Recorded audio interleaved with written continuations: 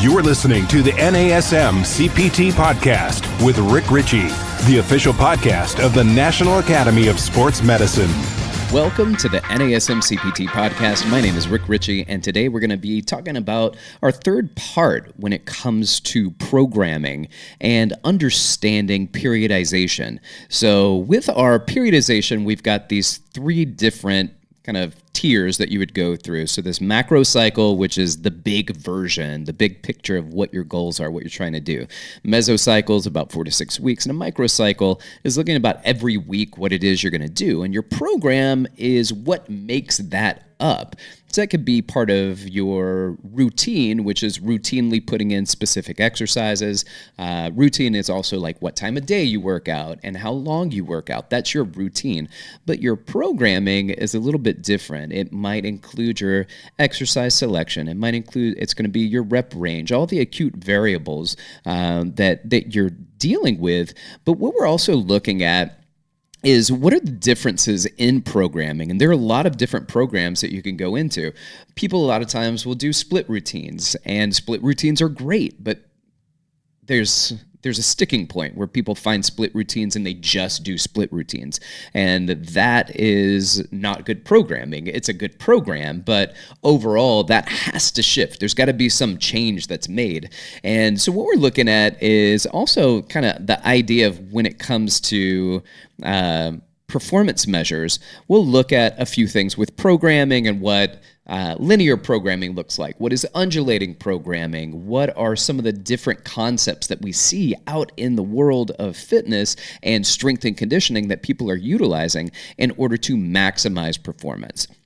So one of the things, and the first thing I want to talk about, is isolated strength training versus integrated strength training. And isolated strength training is really kind of a single joint exercise maybe that's focusing on one muscle and again, that has its place, but versus an integrated training. So there was a study done in the Journal of Strength and Conditioning Research in 2013 with isolated training versus integrated training. And they used the OPT model with their integrated training, and for their isolated training, it's more of a traditional model.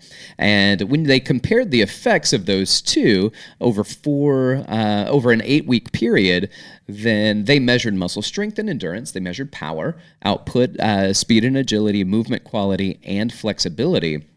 And both groups improved flexibility and lower extremity power. So we're still getting outcomes, but only the integrated group that used the OPT model had increase in movement quality, increase in speed and agility, upper extremity strength and endurance, and then abdominal strength and endurance. So that's of value, just understanding an integrated approach to training over the course of 8 weeks. And you start to see those changes take place when it comes to implementing the mesocycles and that periodization that takes place. So there's value in the change that goes on. And now we can look at things like, well, what is linear periodization and what is undulating periodization? Linear periodization is probably how you look at the OPT model at first glance, or any training model. When you see things laid out in a systematic and progressive stages, then you're going to have the linear concept, right? So first you do this, then you do this, and then you do this. So OPT model, in that model, is going to be stabilization first, and you're going to go into strength, and you're going to go into power. All valuable, all to be focused on. And the undulating approach is going to say, well, maybe Monday, Wednesday, Friday, if we're looking at 3 different days, then it's possible to create an undulating periodization with all 3 of those things in there. So you might work on strength on Monday, stabilization Wednesday, and then Friday is your power day. And that also makes sense. But let's talk about some of the research that's out there. So we've got Rhea et al. In 2003. So it's a relatively old study, but it's one that I liked a lot because the comparison between linear and daily periodization programs. So they've got the linear program group perform 25 repetitions per set, maximum RM, so maximum repetition max, or rep max, and then a 15 rep max, and they change it every 5 weeks. reverse linear periodization. So they went in reverse order. So they did 15 RM, 20 RM, 25 RM, and changed every 5 weeks. And then the daily periodization group trained the variables between each workout. So the 15 and 20 and 25 rep max, and they just repeated that changing every 15 weeks. So we've got linear that's going from the 25 rep max, 20 rep max, 15 rep max, reverse linear, 15, 20, 25 rep max, and then daily undulating, where they change that every day that they do it, they're doing something different. So the reverse linear periodization was more effective than the linear periodization.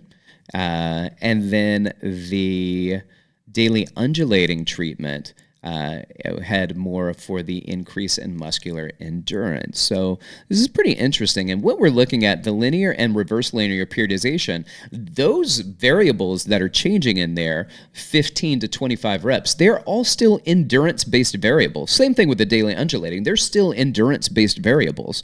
So this is the type of undulation and the variability that can take place even within one mesocycle. So that mesocycle in NASM, you'd be looking at a 15 to 25 rep range could be involved in that stabilization endurance program. And then the way that you program within that periodization, the way that you program might include linear periodization, might include reverse linear periodization, might include daily undulating periodization. So just because you're doing a stabilization endurance program where you've got several sets of 15 to 25 repetitions, there are 3 different ways that you can program your stabilization endurance training just by doing linear periodization, reverse linear, and daily undulating. So don't get stuck in the idea that we're always jumping from stabilization to strength to power and doing that, but you have the ability to switch out whether you're doing linear periodization or daily undulating periodization, even within that program. So you can change your repetition range, you could change your tempo range. All of that could be changed within that one mesocycle where you've got periodization of variables taking place there.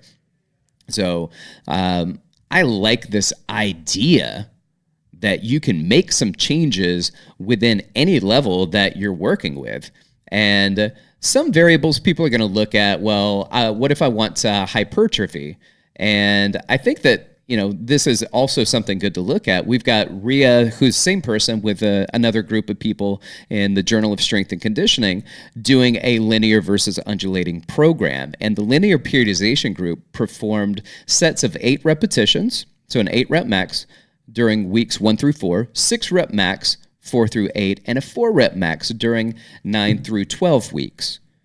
That's the linear periodization group, right? So the first few weeks, they're doing 8 reps. The next few weeks, they're doing 6 reps. And the following weeks, they're doing 4 reps. Now, the daily undulating periodization group, training on a daily basis, they're looking at Monday an 8 rep, Wednesday 6 rep, Friday 4 rep max. And there was significant differences favoring the daily undulating group. And so when we're looking at kind of the equated volume, so they get the same amount of volume that they're doing. It's the same volume, but and the intensity is the same because it's their 4 rep max, right? They're doing the same number of repetitions, the same number of sets, but the daily undulating periodization group was a bit more successful. Now, here's one of the things that we need to play with. When we talk about linear periodization in the OPT model and that we want you to go linearly through the OPT model, which means I want you to start at stabilization and endurance. So your stabilization level, then move to your strength level, and then move to your power level. That's fantastic. But stay linear with your progression through the model initially until you've gone through one full cycle linearly, but you can undulate the programs inside of that, which means if you're going to stay in stabilization training for several weeks, so we have a 4-week mesocycle there, then you can do daily undulating with your rep range. But don't do daily undulating where you're jumping from stabilization, strength, and into power if you've not laid the foundation yet for your stabilization training. We got to make sure that we're protecting those joints and that we're getting the tissues lined up so that they're working and that they're strong and they have the resilience to move into some of these heavier lifts and move into some of these more dynamic exercises that we're going to be seeing. So the daily undulating periodization, or the DUP, valuable. It's valuable. And when we play at periodization, it doesn't mean that we necessarily jump out of different cycles and move into places that your body may not be equipped to work through yet. It just may mean that you're playing around with the rep range within a particular mesocycle in a particular phase in the OPT model. And think about that for the strength training level as well. So you got 3 different phases within the OPT strength training program. So you've got strength endurance, which is going to be supersets of traditional strength training exercises supersetted with a stabilization equivalent. So like a squat followed by a single leg squat, or a squat followed by a lunge to stabilization, something like that. And then you've got hypertrophy training, which is kind of just traditional strength training exercises. And then you've got max strength training, which means you're just moving everything as fast as you can. You're not focusing on a controlled speed. You're focusing on as fast as you can control a speed. So how fast can you move a heavy weight? And I'm telling you, if it's 1 to 4 repetitions or 5 repetitions, you're not moving it fast. That's a really heavy weight. But then within the strength training, there are different phases, and then you have periodization within each of those phases that you can play around with. So you can do it linearly as far as one phase to the next, but you can undulate within each phase by playing around with your sets and your reps and your intensity. I like this idea. And there are a lot of different strength training systems out there. Some really popular systems that are out there. You might see something called triphasic training. A guy named Cal Dietz, and it's interesting, and he focuses on different components of the muscle action spectrum. So what does it mean for the concentric contraction, eccentric contractions, and the stabilization? And he's got different training protocols to go through the different phases of the muscle action spectrum. There's old school, like German volume training. That's 10 sets of 10. You know, this is a different type of training system. Escalated density training. That one's a time-bound system. And through a time-bound system, people are doing as many repetitions, as many sets of a couple of different exercises back-to-back as they can. And as they get better, they can do more within that time frame. So they can escalate or increase the density or how many exercises they get within that certain window of time. There's split routines. And we talked about split routines before and earlier in the conversation here, where you're going to break things up. And a common split routine, so it's a 3-part split or 3-day split, so chest and tries. And that makes sense because when you do a chest exercise, you're usually pushing and your triceps work in that pushing anyway. So that clearly goes together. So you could work your chest and tries. And then there's back and biceps. So when you pull, then you are using your back, but you're also using your biceps in order to pull towards you. So that makes sense that you work those 2 muscles together. And then they'll do legs and shoulders. So the legs will be worked on a day and the shoulders will be worked on that same day. And then they kind of throw in core exercises or abdominal exercises in all 3 days sometimes. And then in any given day, they would throw in abdominal exercises. So it's a very common split routine. Split routines go in all sorts of different directions. There are upper body and lower body split. There's a pushing and pulling split, right? So there are different ways that splits tend to be put together, but valuable. It's a great training system. All of these systems kind of have this value behind it, but what we're looking at as where does it go within your system? Like, so we can take any of these and plug them into the OPT model. But that's the thing. A lot of people just take it and they say, oh, that's my thing and that's what I do. And when you find one thing that's your thing and that's what you do, that's not periodization. And it oftentimes can limit you. So if you're just doing split routines, then you got to be careful because you want to add your endurance training in there. You want to limit the type of exercise you do for a prolonged period of time. So mesocycle out of it for a little bit so that you're actually training a different type, but you're also minimizing the opportunity that you're going to get injured because you keep repeating the same movement patterns over and over again. And when you repeat those patterns, then you expose yourself and your tissues to overuse. So it's something to be aware of. All sorts of things out there. Peripheral heart action, which is taking an upper body, following it by a lower body, right? So you'll do an upper body exercise, lower body exercise, upper body exercise, lower body exercise. And so that way your heart action, you're pumping blood to different parts of the body. You're moving north and then you're pumping blood south. You're pumping blood north and you're pumping blood south. And your lower body is resting while your upper body is working and vice versa. There are supersets and there are compound sets and there are giant sets.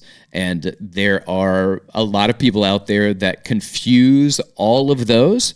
And so I would just say like a superset for our purposes and what I would do would be 2 exercises for the same body part back to back. But a superset could also be a compounding set where you're doing the same exercise for the same body part, or the same body part gets attacked one exercise to the next. So one chest exercise followed by another one. Some people will be a superset. They'll identify that as a pushing exercise followed by a pulling exercise. So they're opposing body parts, opposing movements taking place. And that's fine. It's valid. But people, they're different constructs out there. They're all supersets. But then a giant set is when they add one more set to it. So instead of doing 2 sets for the same body part, and then they would do 3 sets. And then a humongous or ginormous would be, I'm just kidding, I don't know. People just make stuff up. But